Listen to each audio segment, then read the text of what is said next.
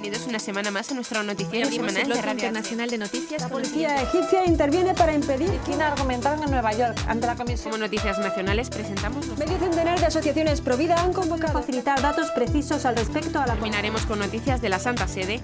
El Vaticano recoge firmas para defender a no nacidos. de la Conferencia Episcopal Italiana. Bienvenidos a nuestro noticiario semanal de Radio HM. Hoy les saludamos Isabel Jordán y María Fra. El obispo de Alcalá de Henares, Monseñor Reig Pla, publica una carta pastoral titulada Caminar juntos siguiendo fielmente a Cristo y a la Iglesia. En ella el obispo hace un diagnóstico de la situación actual de la sociedad, la Iglesia y la familia en España y señala que se está viviendo una crisis espiritual muy profunda y un periodo de decadencia moral causados por la censura de Dios y la pérdida de la fe. Esta crisis es definida como una decadencia de los dinamismos espirituales de la persona humana, la inteligencia y la voluntad. El eclipse de Dios provoca un embotamiento de la razón que le impide afrontar la verdad mientras es asaltada por el emotivismo, que según Monseñor Reig solo tiene dos dogmas laicistas, el utilitarismo y el hedonismo. Es decir, un hombre que solo está pendiente de sus intereses, de sus deseos y de cuanto le proporciona gusto y placer. Por otro lado, el obispo, consciente de que la vida de fe sufre el embate de la mundanización, alerta sobre el peligro de acomodarse a la mentalidad del mundo con todas sus ideologías. Reig Pla pone un ejemplo claro para definir lo que está pasando. En un tiempo pasado, las ciudades estaban amuralladas para defenderse de los enemigos. Con el paso del tiempo, las murallas desaparecieron y fueron sustituidas por las leyes que custodiaban los bienes de las personas y de las familias.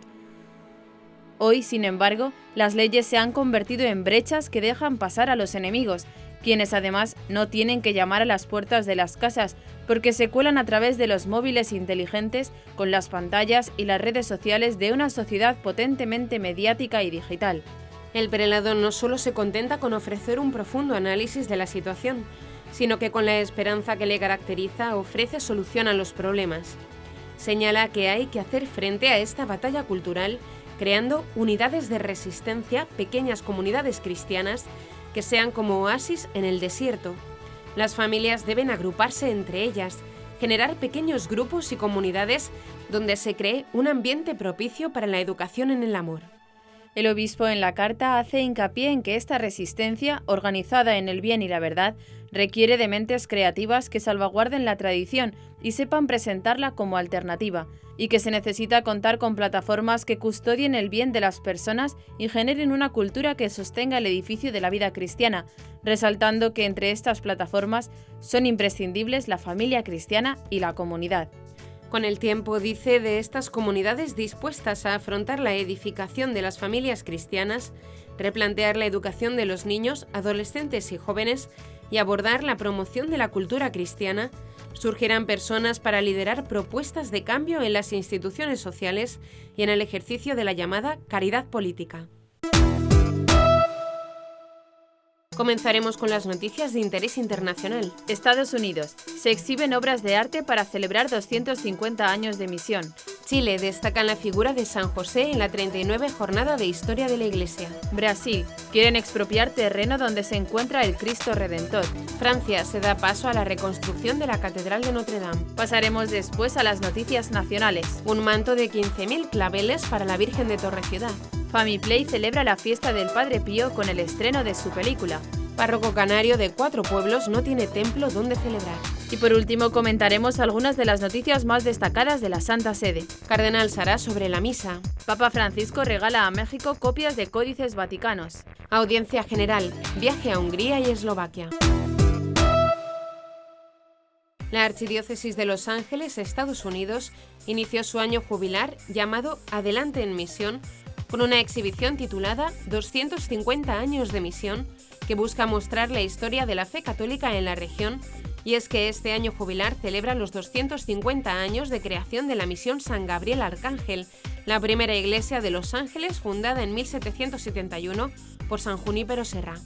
Las obras incluyen documentos y artefactos históricos, arte colonial de España y México, arte religioso nativo americano y los aportes de sus autores, los artistas locales Aurelio G. de Mendoza, Lalo García y John Nava, Las piezas estarán exhibidas en 4 galerías de la Catedral de Nuestra Señora de los Ángeles hasta el 10 de septiembre de 2022.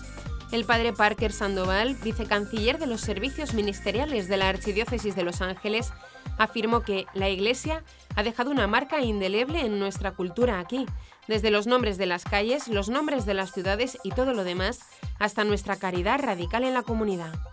En ese sentido, señaló que como archidiócesis pensamos que era muy importante presentar a todas las personas de forma gratuita y en un espacio accesible una muestra de la belleza y la oportunidad de conocer la riqueza de nuestra historia.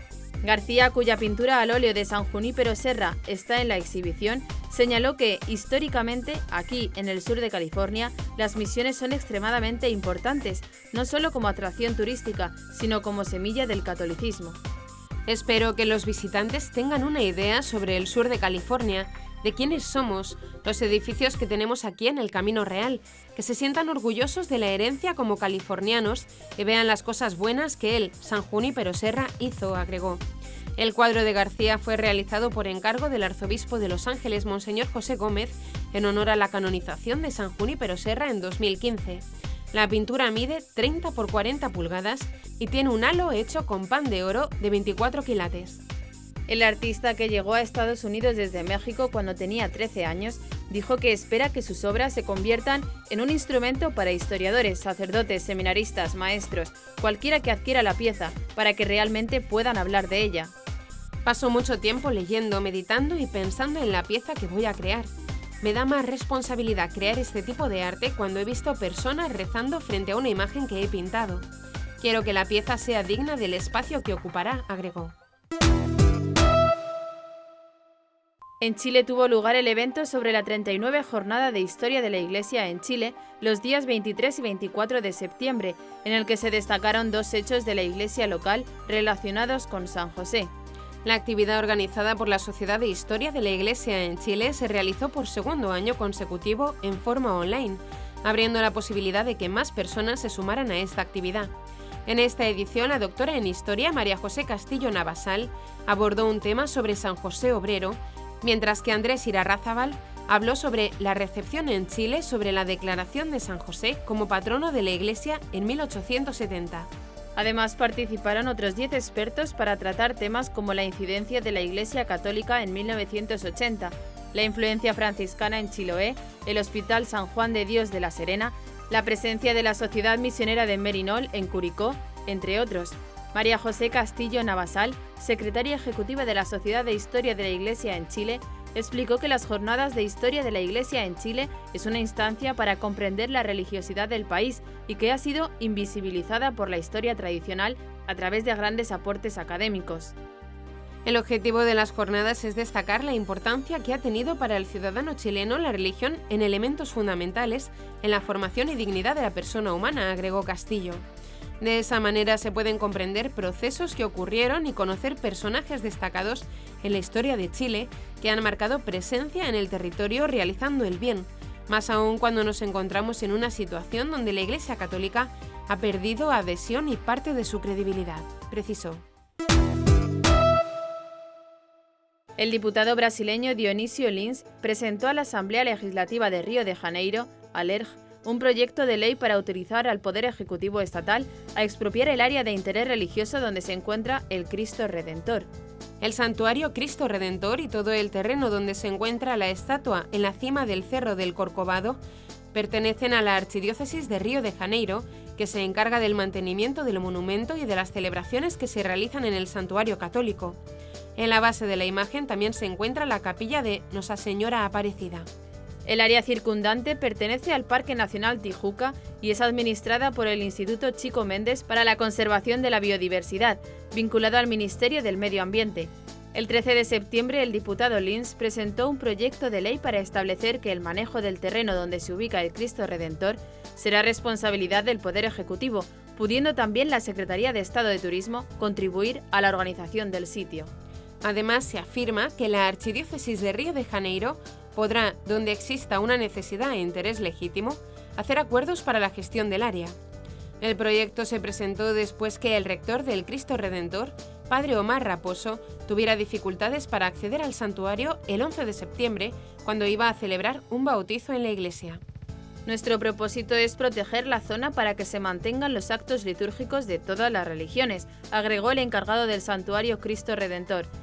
Linz publicó una nota aclaratoria el 18 de septiembre en la que dijo que ha recibido sucesivos ataques masivos en mis redes sociales porque los ciudadanos han entendido que el proyecto expropia el santuario de la administración de la Arquidiócesis de Río de Janeiro. En otra publicación del 20 de septiembre, el diputado afirmó que la redacción del proyecto sufrirá las mejoras necesarias. La agencia gubernamental que supervisa la reconstrucción de la Catedral de Notre Dame en Francia anunció que después de 2 años del incendio que dañó el edificio, la estructura ha sido asegurada y se podrá comenzar con la reconstrucción. El 15 de abril de 2019 se produjo un gran incendio en la Catedral de Notre Dame. El techo y la aguja fueron destruidos. Poco después de la medianoche del 16 de abril, los bomberos anunciaron que la estructura principal del templo había sido preservada del colapso. Originalmente construida entre los siglos XII y XIV, la histórica catedral de la capital francesa es una de las iglesias más reconocidas del mundo y recibía más de 12 millones de visitantes cada año. La catedral era sometida a algunos trabajos de restauración cuando ocurrió el incendio, aunque se desconoce si el fuego se originó en el área de la obra.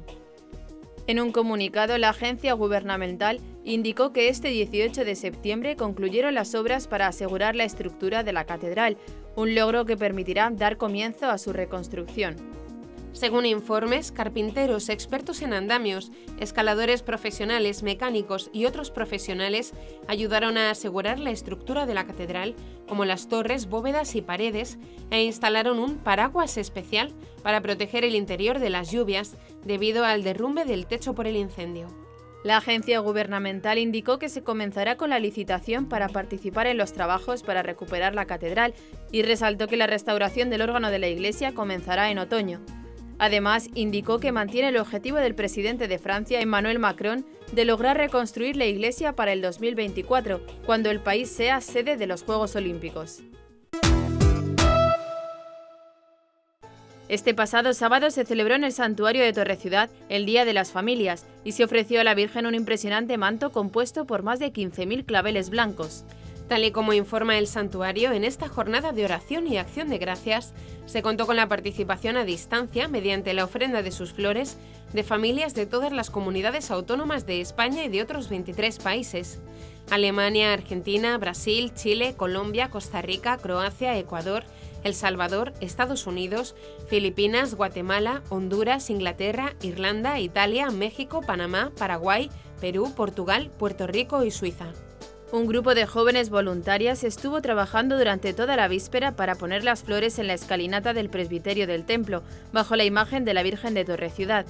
Los actos comenzaron a las 12 de la mañana con la celebración de la Santa Misa Solemne, oficiada por el rector del santuario, don Ángel Las Heras. En su homilía ha pedido vivir muy unidos al Papa Francisco, rezando por su persona y sus intenciones, y ha comentado una frase pronunciada por el Santo Padre en la apertura del año dedicado a la familia, que convocó el pasado mes de marzo.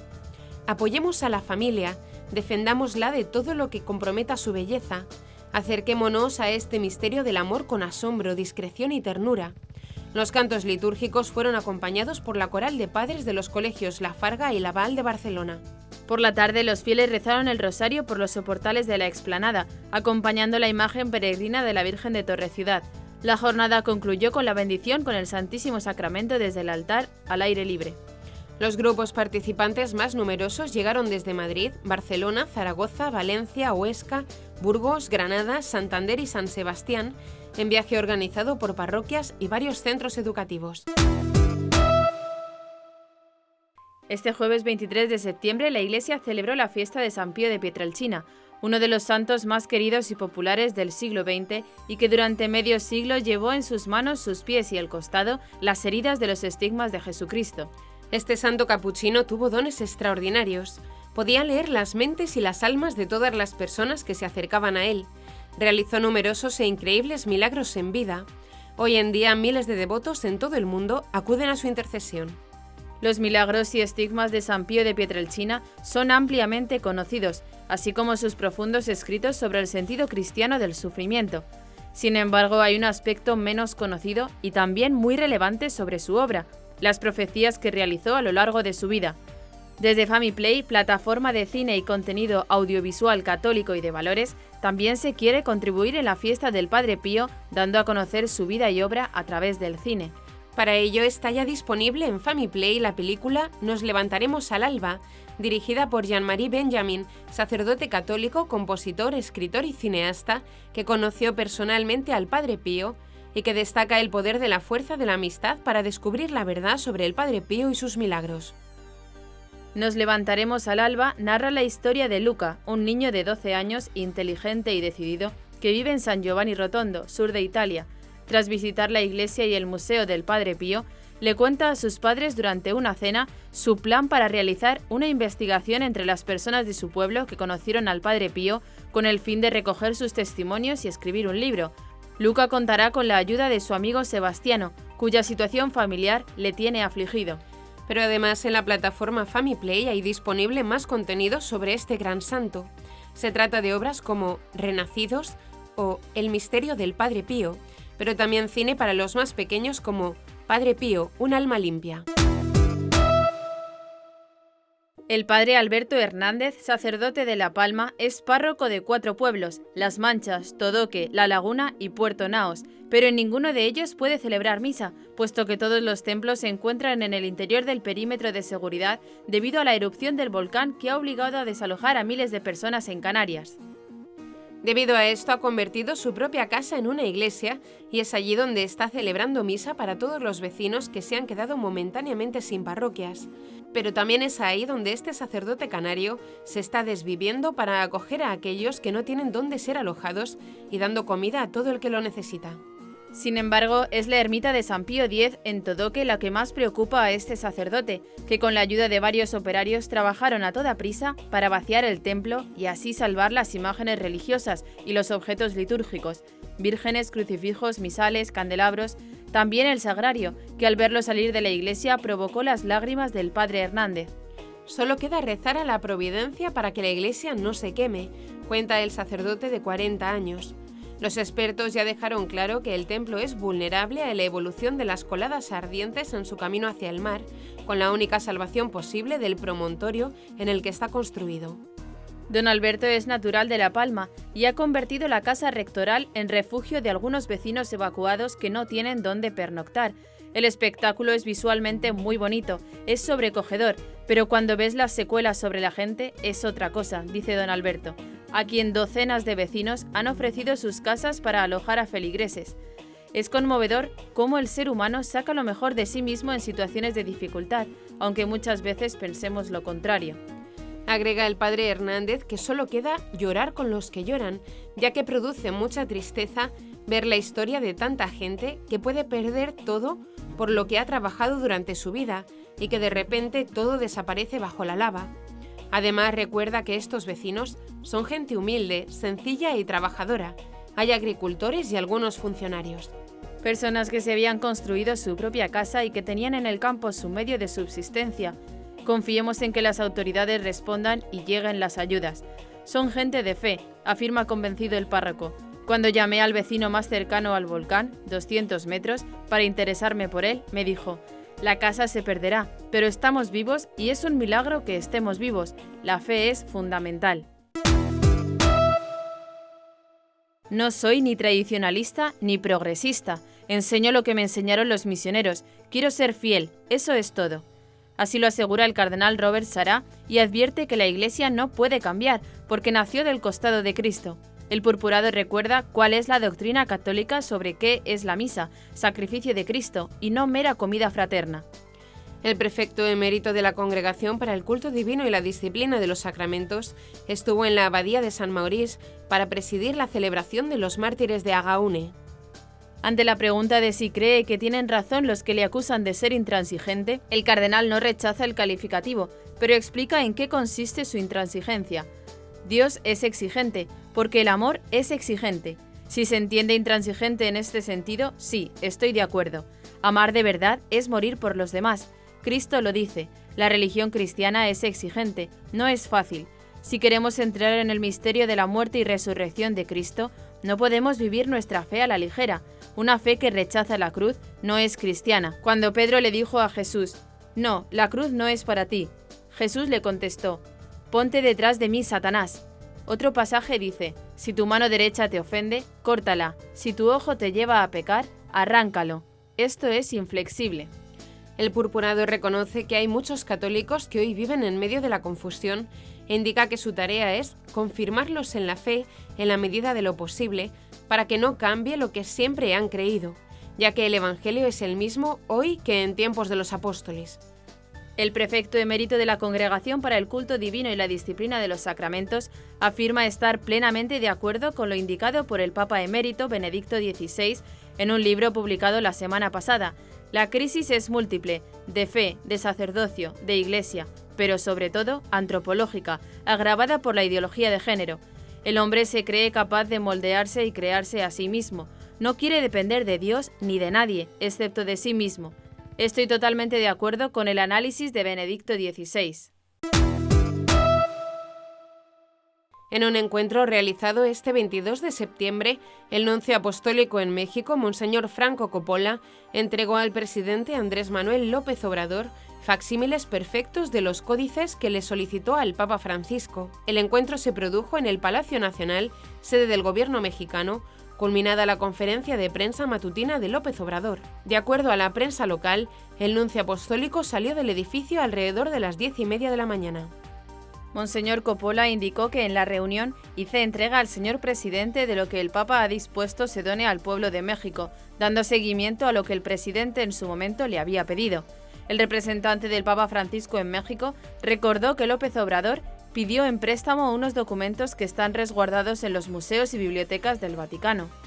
En efecto, en una carta firmada el 2 de octubre de 2020, entregada personalmente días después al Santo Padre por su esposa, Beatriz Gutiérrez Müller, el presidente de México solicitó, en calidad de préstamo por un año, documentos que se conservan en los archivos del Vaticano. López Obrador pidió estos documentos en el marco de la conmemoración, en 2021, de los 700 años de la fundación de Tenochtitlán, actual Ciudad de México, los 500 años de la invasión colonial española y del bicentenario de la independencia de México. Los documentos solicitados fueron el Códice Borgia de la cultura mixteca, el Códice Vaticano B Codex Vaticanus, número de inventario VAT-LAT 3773 de la cultura náhuatl y el Códice Vaticano 3738 de la cultura tolteca chichimeca, y mapas de Tenochtitlán. Monseñor Franco Coppola explicó que trasladar los originales de estos documentos desde el Vaticano resultó imposible por su fragilidad. Tienen 5 siglos. Entonces se realizaron fieles facsímiles que se quedarán en México como regalo del Papa. En un vídeo publicado en Facebook, López Obrador presentó las copias regaladas por el Papa Francisco y anunció que se exhibirán en la exposición que se va a montar y va a estar en disposición de todos los que quieran ir al Museo de Antropología y a la Secretaría de Educación Pública a partir del 27 de este mes. Dirigiéndose a los fieles presentes en el aula Pablo VI, el Santo Padre explicó los diversos aspectos de su peregrinación, que comenzó con la primera etapa en Budapest, para la celebración de la Santa Misa conclusiva del Congreso Eucarístico Internacional, aplazada exactamente un año debido a la pandemia. El Papa volvió a insistir en la idea de que su viaje a Hungría y Eslovaquia fue una peregrinación de oración en el corazón de Europa, iniciado con la adoración y concluido con la piedad popular, añadió el pontífice.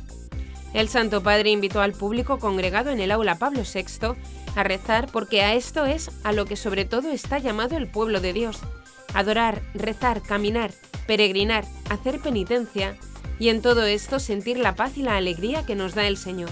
Nuestra vida debe ser así: adorar, rezar, caminar, peregrinar y hacer penitencia. Y esto tiene una particular importancia en el continente europeo, donde la presencia de Dios se diluye en el consumismo y en los vapores de un pensamiento único. Esto, continúa Francisco, nos aleja de la familiaridad con el Señor, de la familiaridad con Dios.